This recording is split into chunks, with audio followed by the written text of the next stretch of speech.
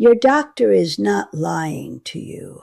That's actually the hardest part of this to say out loud, because it means the responsibility falls on you. I'm 84 years old. I spent 32 years as a registered nurse, and I have watched more people than I care to count walk out of a doctor's office with a pat on the back and a bottle of ibuprofen, while something serious was already advancing inside them. Not because the doctor was careless, but because medicine, especially at the primary care level, is designed to respond to what you report. And most of us don't know what to report. That's what I want to talk about today. There is a difference between aging and your body sending distress signals that look exactly like aging. And that difference is the thing that can cost you 2 years of irreversible damage, or your life, if nobody tells you where to look. Let me start with something I saw so many times in my years at the hospital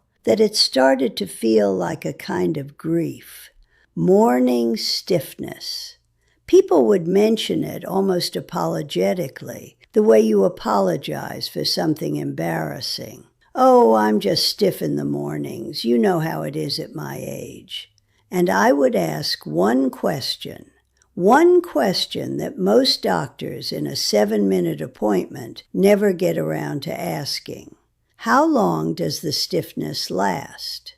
If the answer is 5 or 10 minutes, that's deconditioning. That's getting off the couch more. But if the answer is 30 minutes or longer, that is a fundamentally different thing happening inside your joints.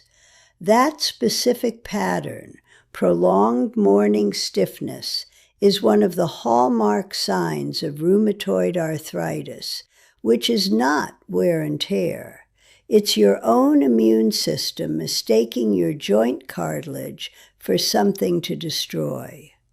And here is what the ibuprofen commercials never tell you. Rheumatoid arthritis can cause irreversible bone erosion within 18 months of the first symptoms appearing. 18 months. So the years you spend chalking it up to age, buying larger pill bottles, adjusting your routine, those aren't neutral years.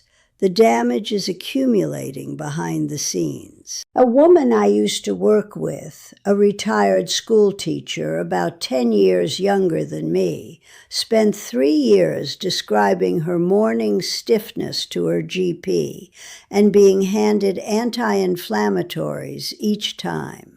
By the time someone ordered the right blood work, a simple RF factor and anti-CCP antibody test, the changes in her hands were already visible on X-ray. She told me she felt angry, not at her doctor exactly, but at herself for not knowing the right word to say. The right word was duration. How long does it last every morning? That's what changes the whole conversation. Now I want to tell you about something I only learned the name for about 6 years ago. And when I learned it, I immediately thought of 3 people I'd known over the years and wished I could go back and say something. Have you noticed your handwriting getting smaller? Not worse necessarily, smaller, more cramped, like the letters are retreating. Most people, if they notice it at all, blame arthritis in their fingers. Logical assumption, reasonable, wrong. What neurologists recognize, and what rarely gets discussed in a routine physical, is something called micrographia. It is a change in motor cortex output, and it can appear 5 to 10 years before the first tremor of Parkinson's disease ever shows up, 5 to 10 years earlier, which means it's not a companion to the diagnosis. It's a precursor. It's your brain's motor system beginning to lose its calibration in ways that haven't yet reached the threshold that makes anyone look up. The cheapest early screening tool for this that exists, and I mean this literally, it costs nothing, is to find a piece of paper with your handwriting from a year ago, a birthday card, a grocery list, a note you left on the fridge, and compare it to your handwriting today. That's it. That's the test. No clinic, no copay. If you see a consistent pattern of the letters getting smaller, getting closer together, you bring that comparison to your doctor and you say, I want to discuss micrographia. Not everyone who has smaller handwriting has early Parkinson's, but everyone who has early Parkinson's had smaller handwriting long before the tremors came. That distinction matters. I want to stay with you for a moment on something else, because what I'm about to tell you surprised even me when I first learned the mechanism behind it, and I spent 3 decades working in a hospital. If you are waking up 2, 3, sometimes 4 times a night to urinate, and you're attributing it to your prostate or to that glass of water you had before bed, or just to being a lighter sleeper as you age, I need you to hear this carefully. Cardiologists have a different explanation for this pattern. When a weakening heart cannot manage fluid volume efficiently, especially when you lie flat, the fluid that has been pooling in your lower body during the day gets redistributed. Your kidneys process it. You wake up to urinate. This pattern, nocturia, more than twice a night starting without a clear bladder cause, is one of the earliest detectable signs of congestive heart failure. Not end stage, early. The stage where intervention actually changes outcomes dramatically. There is a blood test called a BNP, B-type natriuretic peptide, that costs under $40 and can confirm or rule out cardiac stress long before you end up in an emergency room.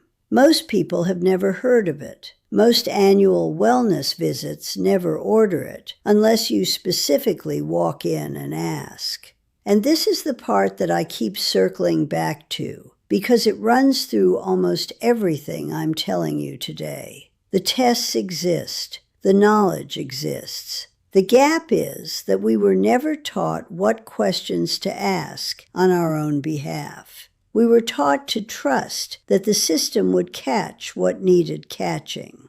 And sometimes it does, but more often than not, the system is reactive. It responds to crisis. It doesn't chase early signals unless you hand them over and name them specifically. I think about a man I knew years ago through a neighbor of mine, a retired postal worker, sharp as anyone, no family history of heart disease, thought he was in decent health.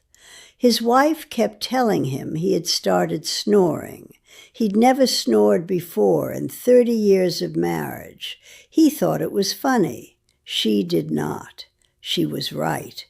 New onset snoring after 60, snoring that wasn't there before, triples stroke risk in older adults, triples it, because aging throat muscles lose tone and collapse during sleep, reducing oxygen in the blood to levels that silently damage brain vasculature night after night for years without waking you up, without any dramatic symptom, just a slow accumulation of damage that one day reveals itself as a stroke. A $20 pulse oximeter worn on your finger overnight shows the pattern. It records how many times your oxygen drops below safe levels while you sleep. It's the same information a sleep clinic gathers, and it gives your doctor something to act on before the emergency comes. I'm going to tell you about the symptom that worries me most to discuss, not because it's the most dramatic, but because it's the one people are most likely to explain away on their own. And I've been debating how to say this in a way that doesn't cause panic, because that's not the goal. The goal is information. Unexplained weight loss. More than 5% of your body weight in 6 months without trying. For most of your life, losing weight without trying would have been welcome news. Past 60, it is not. Oncologists use this specific pattern, unintentional weight loss of this magnitude and speed, as a trigger for cancer screening, because both pancreatic cancer and stomach cancer cause this kind of weight loss months before any pain appears, months before any other symptom surfaces. The weight loss is often the first signal the body sends, and because we have spent our whole lives being told that losing weight is good, many people sit with this for months before mentioning it to anyone. There is a blood marker called CA19-9 that can be added to routine lab work. It doesn't catch everything, and I'm not telling you it's a definitive test on its own. But it catches things a standard panel misses entirely. And at the very least, the conversation that begins with, "I've lost this much weight without trying, and I want to understand why," needs to happen sooner than most people let it happen. I know this is a lot to hold at once. I want to slow down for just a moment because there's something I haven't gotten to yet, something about fatigue specifically that I think might be the most personally relevant thing in everything I'm sharing today. But I want to get there after this next one because I think the two are connected in a way that might surprise you. If you've noticed that you feel full after just a few bites of food, not occasionally, but consistently, and you've been reaching for antacids, writing it off as a stomach that shrinks with age, that pattern has a medical term, early satiety. And it can indicate several things, ranging from gastroparesis, where the stomach empties too slowly, to a silent ulcer, to something pressing against the stomach wall that hasn't yet caused pain. The antacids are not treating anything. They are quieting the only warning your body is sending. Every time you relieve the discomfort without investigating the source, you are buying time for whatever is causing it. The same logic applies to ankle swelling, specifically the kind where you press your thumb into the swollen area and the dent stays for 5 or more seconds, what clinicians call pitting edema. Compression socks address the visual problem. They do not address what's causing the fluid to accumulate. That fluid is your heart or your kidneys telling you they are struggling to manage volume. A basic metabolic panel and an echocardiogram ordered together in the same week can separate a minor circulation issue from something that needs immediate intervention. The distance between those two outcomes is enormous, and yet the compression socks are on Amazon next-day delivery, and the echo requires a referral, so most people never get that far. Now, fatigue. I have had more conversations in the last 10 years of my life with friends, with Walter's doctors, with people I've met through David's visits about fatigue than almost any other topic, because everyone over 60 is tired. Everyone. And we've all been told the same thing. It's your age, sleep more, take it easy, slow down. And that advice is sometimes right, but it is right far less often than it gets given. Bone-deep fatigue that doesn't improve with sleep. the kind where you wake up as tired as when you went to bed, where pushing through feels increasingly impossible, is medically treatable in over 70% of cases. That number is not from a pamphlet. That's what the research actually shows. Thyroid dysfunction alone accounts for a massive portion of persistent fatigue in people over 60, and a basic thyroid panel takes 10 minutes at any lab. Ferritin levels, not just hemoglobin, but ferritin, which measures iron stored in your tissues, can reveal an iron deficiency anemia that a standard CBC will completely miss. Undiagnosed sleep apnea, which loops right back to everything I said about snoring, drains your system of restorative sleep while you lie there thinking you're resting. And depression, clinical depression, masquerades as fatigue in older adults more often than any other age group, and it is consistently undertreated because we dismiss it as just sadness or just slowing down. 4 tests. You can name them out loud at your next appointment. Thyroid panel, ferritin level, overnight pulse oximetry, PHQ-9 depression screening. 4 tests, and at least one of them, statistically, will show something that explains what's been draining you for months or years. I want to add 2 more things before I close, because I'd be leaving you short if I didn't say them. If you have noticed a tremor in one hand that appears when you reach for something, pick up a cup, extend your arm, but disappears when your hand is at rest, that pattern points away from Parkinson's disease and toward essential tremor or cerebellar changes, which are managed entirely differently. The distinction matters because the treatments are completely different, and a neurologist can separate the 2 diagnoses in under 60 seconds using a simple finger-to-nose coordination test that most general practitioners never perform.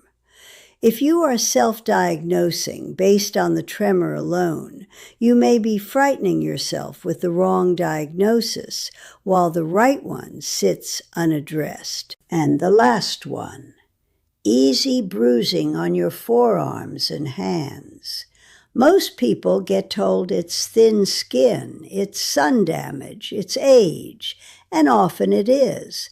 But easy bruising paired with the kind of persistent fatigue I was just describing, those 2 together, can be an early signal of blood cancers like myelodysplastic syndrome or chronic lymphocytic leukemia.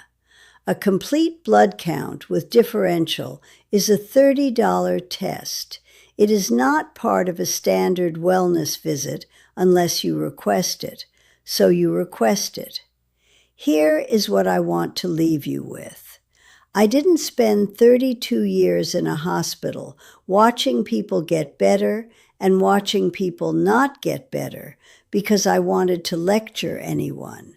I'm telling you this because I know what information looks like when it arrives too late.